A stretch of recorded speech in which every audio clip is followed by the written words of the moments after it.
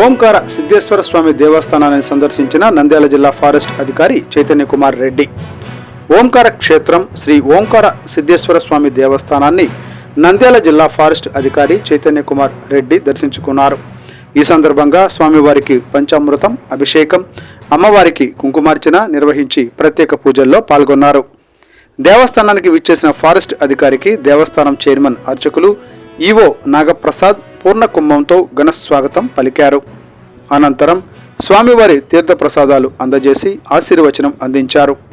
ఈ కార్యక్రమంలో నంద్యాల జిల్లా ఫారెస్ట్ అధికారి చైతన్య కుమార్ రెడ్డితో పాటు బండి ఆత్మకూరు ఫారెస్ట్ రేంజ్ ఆఫీసర్ నాసిర్జా, ఇతర అటవీ శాఖ అధికారులు పాల్గొన్నారు. అలాగే దేవస్థానం చైర్మన్ అల్లె చెన్నారెడ్డి, ధర్మకర్తల మండలి సభ్యులు, అర్చకులు, ఈవో నాగప్రసాద్ తదితరులు హాజరయ్యారు.